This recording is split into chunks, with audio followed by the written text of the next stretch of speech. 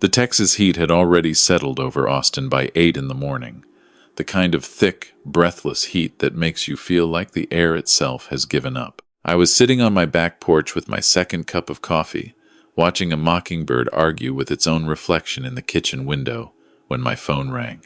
It was my son, Derek. I smiled and picked up on the second ring, the way I always did, because no matter what else was happening in my life, hearing his voice still meant something to me. I was 67 years old. I had spent 31 years as a civil engineer, designed bridges that still stood over rivers I would never cross again, and buried my wife Carol 2 years ago after 42 years of marriage. Since then, the house had been quieter than I knew a house could be. Derek was my only child. You do the math on what that means to a man like me. "Hey, Dad," he said. There was something careful in his voice, the way a person sounds when they've rehearsed what they're about to say. I told him good morning and asked how he was doing. He said fine, busy, the usual. Then he went quiet for just a beat too long, and I felt something shift in my chest, the way old joints feel before rain. I asked him how the wedding planning was coming along. Vanessa had mentioned to me back in March that they were thinking about a small ceremony in September, something outdoors, maybe the hill country. I had already started thinking about what I might say in a toast. I had been thinking about it for weeks, actually. The way I used to prepare for important presentations, writing phrases in my head before sleep and discarding the ones that sounded too formal. Derek was quiet again. Then he said, "About that, Dad. We went ahead and did it." I set my coffee mug down on the armrest. Did what? Got married. Last weekend, in Sedona. I sat with that for a moment. Sedona, Arizona. I tried to remember if Derek had mentioned a trip. I tried to remember the last time I had been included in a conversation about their plans at all. I asked him when they had decided this. He said it came together fast. That Vanessa wanted something spontaneous. That they had only told a few people. I asked him which people. He paused again, and I heard Vanessa's voice somewhere in the background, low and instructive, and then Derek said her sister and 2 close friends. I said his name once. Just Derek. The way a father says a name when he is trying to stay calm. Then Vanessa's voice came on the line. She must have taken the phone from him, because there was no transition. No, "Here's Vanessa." She was just suddenly there. Her voice bright and smooth the way it always was. The kind of voice that sounds warm until you listen carefully enough to notice there is no warmth underneath it. She said, "Raymond, I know this might feel like a surprise. She never called me Dad. Never once in 4 years. We wanted something intimate. Just the people who are really central to our day-to-day lives." She paused. "I hope you understand." I asked her what that meant, central to their lives. She said, "It just means the people we're closest to right now. I'm sure you understand." I understood. I understood completely. I sat there on my porch with the mockingbird still going at the window, and I said, "Of course, I understand." And I hung up. I sat outside for a long time after that. I want you to know that I did not cry. Not right then. Not because I am too proud to cry, but because what I felt was not sadness. Exactly. It was something older and harder than sadness. It was the feeling of a man who has finally heard out loud what he had been sensing for a very long time, and who now had to decide what to do with that information. Let me tell you about the last 4 years. When Derek told me he was moving in with Vanessa, I was supportive. I liked the idea of my son building something with someone. I wanted him to have what Carol and I had. When they got engaged, I took them both to dinner at the nicest restaurant I knew and ordered a bottle of wine that cost more than my first car payment and toasted to their future. When Vanessa mentioned that the apartment they loved in the Mueller neighborhood was just slightly out of their budget, I said I would help with rent. $800 a month. I told myself it was an investment in my son's stability. When Derek's car was totaled by a distracted driver on I-35, I co-signed a loan for a replacement because his credit score was not where it needed to be. When Vanessa decided to launch what she called a lifestyle brand, an Instagram presence, and a Substack, and eventually a website that sold what she described as curated homewares, I gave her $15,000 to get it started. She called it seed money. She said she would pay it back when the revenue came in. I said there was no rush. Over 4 years, I had transferred or co-signed or outright given a total of $131,000. I know the exact number because I am a civil engineer. I keep records the way other people keep family photos, organized, dated, labeled. I knew that number before Vanessa told me I was not central to their lives. I had simply never added it all up in one place before, never looked at the column of figures the way I looked at it that afternoon when I came back inside and opened my spreadsheet. $131,000, and I was not central to their lives. I want to be honest with you. I had known for some time that Vanessa did not like me. She was never rude outright, never gave me the kind of direct disrespect you can point to and name. It was subtler than that. She forgot to pass along invitations until after the fact. She answered my questions about her life with the shortest possible response, and then turned the conversation elsewhere. When I visited their apartment, she had a way of angling her body away from me, always slightly pointed toward the door, so that every interaction felt like it was already ending. And Derek, my son, who I raised alone after his mother's first health scare when he was 12, my son, who I taught to change a tire and write a thank you note and look a man in the eye when he shook his hand, Derek would look at me apologetically and say nothing. He was keeping the peace. I understood that too. Love makes people into different shapes than they intended. But I was 67 years old, and I had buried my wife, and I was sitting in my house looking at a spreadsheet that said $131,000, and I thought about what Carol would have said. Carol had a gift for cutting through exactly this kind of situation. She would have looked at the number and then looked at me and said, "Raymond, at what point does generosity become permission?" I picked up the phone and called Frank Hendricks. Frank had been my family attorney for 22 years. He had handled Carol's estate and my will and the refinancing of the house, and he was the kind of man who never wasted a word. I told him what had happened and what I had given and what I was thinking. He was quiet for a moment, and then he said, "Raymond, you're a smart man. Do this right." We talked for 40 minutes. By the end of the call, I had a plan. The rent subsidy was set up as an automatic transfer through my bank. I called the bank the next morning and canceled it. The car loan, I had already been making payments directly to the lender because Derek's payment history had been inconsistent. I called them and arranged to stop. Vanessa's business account, the one I had funded, and into which I had made 2 additional contributions in the past 18 months when she said revenue was slower than projected, was structured so that I was listed as a silent investor, with right of withdrawal under certain conditions. Frank told me those conditions had been met. We initiated the process. I did all of this quietly, over the course of about 10 days. I did not call Derek to tell him. I did not write an email explaining myself. I went about my life, had dinner with my neighbor Gerald on Thursday, went to my Thursday morning walk with the group I joined after Carol died, sat in my porch in the evenings, and watched the mockingbird, and thought about bridges. Here's the thing about bridges that most people don't know. The most important part is not the span. It is the foundation. A bridge can survive enormous stress loads, wind, weight, thermal expansion, seismic activity, if the foundation is properly set.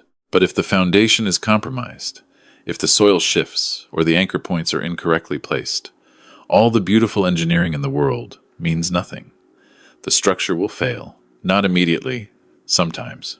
Sometimes it stands for years looking perfectly fine. And then one day, under the wrong conditions, it simply goes. I had spent 4 years building on the wrong foundation. It was a Tuesday, 11 days after my conversation with Derek and Vanessa, when my phone rang just after noon. It was Vanessa. She skipped any greeting and went directly to what she wanted to say, which was that the October rent transfer had not come through and her bank was showing no pending deposit. Her voice was still smooth, but there was a different quality to it now, a tightness just underneath the surface. I told her I was aware of that. She asked me what I meant. I said, "I canceled it, Vanessa." A silence. Then, "Why would you do that?" "Derek and I depend on that." I said, "You told me I wasn't central to your lives." "I thought about that, and I decided you were right. So I made some adjustments." Another silence. Longer this time. She said, "Raymond, you're being childish. This is because we didn't invite you to the wedding?" I said, "It's because I finally listened to what you were telling me. You've been telling me for 4 years. I was just slow to hear it. She said she needed to speak with Derek and hung up. I went back to my lunch. They arrived at my house at 6:30 that evening. I saw Derek's car pull into the driveway from the kitchen window, and I dried my hands on a dish towel and went to the front door and opened it before they could knock. Derek looked the way he looked when he was 17 and had dented Carol's car. That combination of remorse and rehearsed argument. Vanessa was beside him and her jaw was set in a way I had never seen before. All that smoothness gone, replaced with something harder underneath. Derek started talking before he was fully through the door. He said I was overreacting, that the wedding had been a private decision, that he and Vanessa were adults who had the right to make their own choices, that I was making this about myself when it wasn't about me. I let him finish. I have learned, in 67 years, that there is power in letting a person say everything they have prepared to say, because when they are done and the speech is over, what comes next is real. When Derek finished, I asked him to sit down. He and Vanessa exchanged a look, but they sat. I went to my desk in the side room and came back with a folder, which I placed on the coffee table between us. Inside was a printed summary. A single page, dates, and amounts. $131,000 over 4 years, itemized. Derek stared at it. Vanessa did not look at it at all, which told me she had already done this arithmetic herself. I said, "I'm not doing this to punish you, Derek. I want you to understand that. I supported you because I love you and because I wanted to. But I'm 67 years old. I have my own future to think about. And when someone tells me I don't matter to them, the loving thing I can do for both of us is believe them." Derek said my name. He said, "Dad." There was something different in it now, something that hadn't been there in the rehearsed version. Vanessa stood up. She said the car loan was affecting her credit and that I couldn't just unilaterally stop paying it, that we had an agreement. I told her that Frank Hendricks had reviewed every agreement and that everything I had done was within my rights. She said she would get her own attorney. I said that was absolutely her right. She said something else then, something I could tell she had not meant to say out loud. She said, "You have no idea what you're disrupting, not what you're doing to us." "What you're disrupting?" I looked at her. "What am I disrupting, Vanessa?" She looked away. Derek looked at her and then at me, and there was a question forming in his face that I could see he wasn't ready to ask yet. They left 20 minutes later. I stood at the window and watched the car back out of the driveway, and I felt something I had not felt in a very long time. Not happiness exactly. Something quieter. The feeling of a foundation that has been properly set. What happened next took about 3 weeks to fully surface, and I will tell you that I did not go looking for it. I am not the kind of man who investigates his family members, or hires anyone to follow people, or digs through things that are not his to dig through. What I did was simply make myself available to information that had always been there, waiting for someone to be still enough to receive it. My neighbor across the street is a woman named Patricia Aldridge. She is 71, a retired school principal, and she has the particular gift of observation that comes from 30 years of watching several hundred teenagers at a time. Patricia and I had coffee on her porch the Friday after Derek and Vanessa's visit, the way we did most Fridays since Carol died, and she asked me how I was doing, and I gave her an honest answer, which I did not often do. I told her about the wedding and the phone call and the canceled transfers. She listened the way Patricia always listens, without interrupting, without the small sounds people make to signal sympathy. Just listening. When I finished, she put her coffee down and said, "Raymond, can I tell you something I've been sitting on for a while?" I said yes. She told me that over the past several months, she had seen a man she didn't recognize coming to my house on the days she knew Derek was at work. Always a silver SUV, always mid-morning, always gone within an hour or two.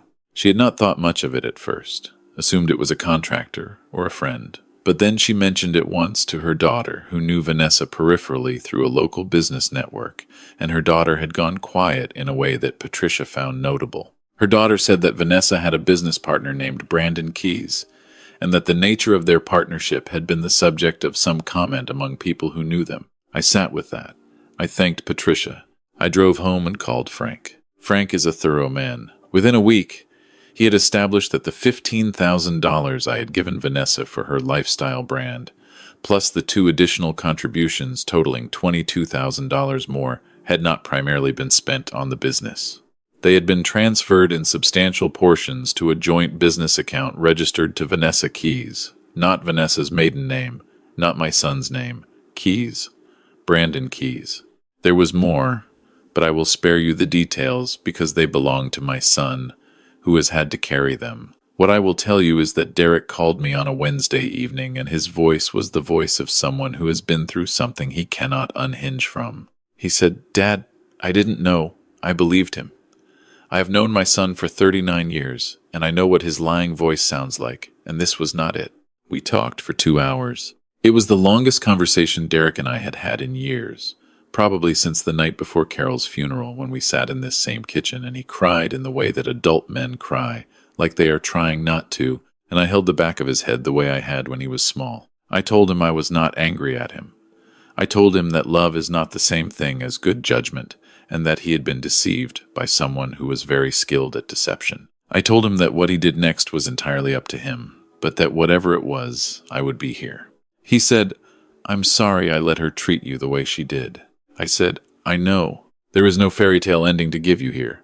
Derek and Vanessa separated, and the legal situation around the finances is ongoing, and these things take time and leave marks. My son is living in a rented house not far from me, and we have dinner on Sunday evenings, and sometimes he stays and we watch baseball, which we both stopped watching when Carol got sick and somehow picked up again, the way you eventually go back to the things that were always good. I am 67 years old. I will tell you what I know. I know that the word generosity can be used as a trap if you let it. If you are a person who loves giving, who receives something real from being able to help the people around you, there are people in the world who will learn that about you and position themselves to take permanent residence inside your generosity. They will not announce themselves. They will arrive gradually, and they will be very good at making your own kindness feel like an obligation. I know that the people who matter will not make you feel small for asking for basic dignity. A family that cannot find room for you at a wedding you helped fund is not a family that forgot to invite you. It is a family that made a calculation, and that calculation tells you everything about the foundation you have been building on. I know that it is never too late to stop. 67 is not too old to look at a spreadsheet and decide that a number is high enough. It is not too old to call your attorney and say that things need to change. It is not too old to open the front door and let 2 people look you in the eye and say your piece clearly, without cruelty and without apology. Carol used to say that the most radical thing a person could do was simply stop pretending. Stop pretending you are not hurt when you are. Stop pretending a situation is acceptable when it is not. Stop pretending that someone respects you when every available piece of evidence says otherwise. She said pretending was the most expensive habit a person could have, and she was right in ways she may not have even realized. I still drink my coffee on the back porch every morning. The mockingbird is still here, still convinced that its reflection is a rival worth fighting. I have started working on a small project with an engineering firm downtown, consulting 2 days a week, because I realized that the thing I missed most was not work exactly, but the feeling of a problem that could be solved. The satisfaction of seeing something you designed hold weight. If you are watching this, and you are in a situation where someone is telling you, in words or in actions or in the angle of their body toward the door, that you do not matter to them, I want you to hear me. They are telling you the truth. Not the truth about your worth, but the truth about what they are willing to do with it. And those are 2 very different things. You have more options than they want you to believe. You have more power than the last few years may have taught you. And you deserve, at whatever age you are sitting with this, to be treated like someone who matters. Not because you pay for things, not because you make yourself useful, but because you are a human being who showed up and loved people and did the best you could with what you had. That is enough. That has always been enough. Take care of yourselves. And if this story meant something to you, I hope you'll stay with us, because there is always more to say.